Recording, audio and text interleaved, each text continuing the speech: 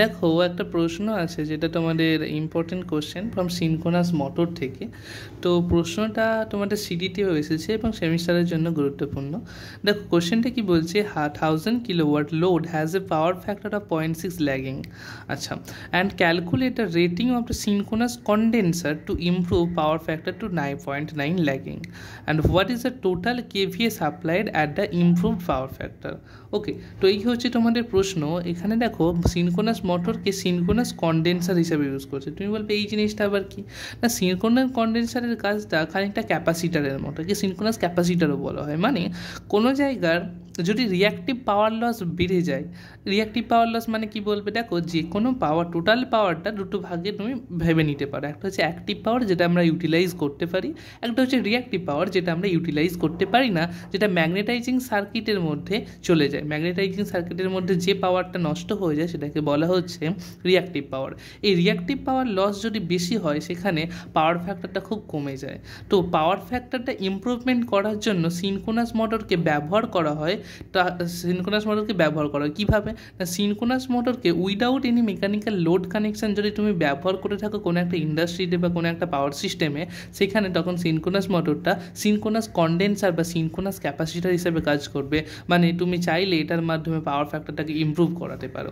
তো এটাই synchronous condenser, মানে সিনক্রোনাস মোটরকে যখন উইদাউট এনি মেকানিক্যাল লোড কোনো একটা সিস্টেমে দেওয়া হয়, পাওয়ার ফ্যাক্টর ইমপ্রুভমেন্ট করার চেষ্টা করা হয়, তখন সিনক্রোনাস মোটরটা সিনক্রোনাস কন্ডেন্সার বলা হয়।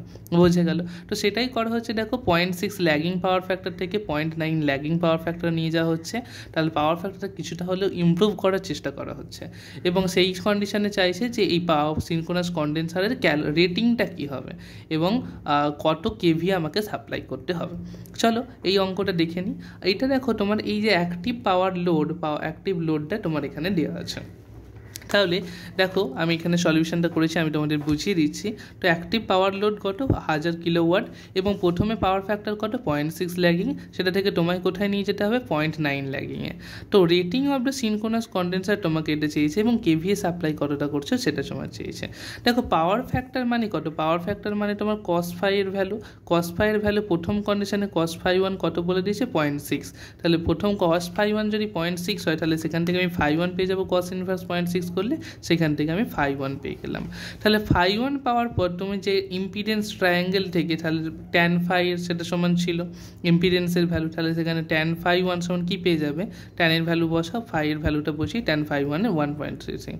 আর phi 2 তো সেকেন্ড কেসে cos phi 2 এর ভ্যালু 0.9, সেখান থেকে phi 2 তুমি পেয়ে যাবে এবং tan phi 2 পেয়ে যাবে। KVA rating of the synchronous কন্ডেন্সারে তোমাকে ফর্মুলাটা মনে রাখতে হবে। এই যে অ্যাক্টিভ লোড পাওয়ার যেটা তোমার 100 কিলোওয়াট, যেটা এখানে কোশ্চেনে গিভেন আছে, যে লোডটা তুমি ইউজ করছো সেটা into tan phi 1 minus tan phi 2, এটা যদি তুমি করো এই ফর্মুলাটার মাধ্যমে তোমাকে দেবে kVA rating of the synchronous condenser. তাহলে kVA rating of synchronous condenser is nothing but P load active into tan phi 1 minus tan phi 2। তাহলে দেখো কত কিলোওয়াট ছিল, 1000 কিলোওয়াট তোমার এখানে লেগেছে। এবং সব কিছু যেহেতু কেভি এআরে আসবে, কিলো ভোল্ট অ্যাম্পিয়ার এটা আসবে, তাই এখানে আমি কিলোটাকে কিলোওয়াটেই রেখেছি, এটাকে চেঞ্জ করিনি। এবং tan phi 1 এর ভ্যালু 1.33, tan phi 2 এর ভ্যালু 0.484 বসিয়েছি। এখানে তুমি পেয়ে গেলে সিনক্রোনাস কন্ডেন্সারের কেভিএ রেটিং, যেটাকে কিউসি দ্বারা রিপ্রেজেন্ট করা হয়। কিউসি কেন, সি ফর কন্ডেন্সার এবং কিউ ফর কেভিএ রেটিংটা। দেখো 4846 kVAR তুমি এর ভ্যালু পেলে। নেক্সট দেখো তোমাকে যেটা বলেছিল টোটাল কেভিএ সাপ্লাইড, এর যে ফর্মুলাটা সেটা হচ্ছে এই যে অ্যাক্টিভ লোড পাওয়ার তার স্কোয়ার দাও plus active load power into tan phi 2 minus এই যে কিউসি যেটা তোমার ছিল কেভিএ রেটিং যেটা বার করেছো তার হোল স্কোয়ার করলে এই ফর্মুলাটা যদি তুমি মনে রাখতে পারো তাহলে কিন্তু কতটা কেভিএ সাপ্লাই করেছো সেটা তুমি পেয়ে যাবে। দেখো আমি ভ্যালু বসাচ্ছি, অ্যাক্টিভ লোড পাওয়ার ছিল 1000 কিলোওয়াট, যেহেতু আমি কিলোওয়াটেই রাখবো তাই এটাকে 1000 রেখেছি কিলোওয়াটেই, এবং 10 আবার 1000 kilowatt minus tan phi 2 value 0.484 minus কিউসির ভ্যালু হচ্ছে 846 কিলো ভোল্ট, এটাও কিলোতে আছে। তাহলে এখানে করলাম এবং ক্যালকুলেশন করে আমি ভ্যালু পেলাম 1063.5 কিলো ভোল্ট অ্যাম্পিয়ার। তো এটা হচ্ছে কেভিএ কতটা সাপ্লাই করেছে সেটা পেলে, এবং এখান থেকে KVA rating of the synchronous condenser সেটা পেলে। তাহলে দেখো এটা একটা খুবই ইজি কোশ্চেন ছিল, জাস্ট ফর্মুলা বেস কোশ্চেন তো, এবং খুবই সহজ কোশ্চেন। আশা করি তোমরা এই জিনিসটা বুঝতে পেরেছো এবং সিনক্রোনাস কন্ডেন্সার কি আশা করছি সেটাও তোমরা বুঝতে পেরেছো।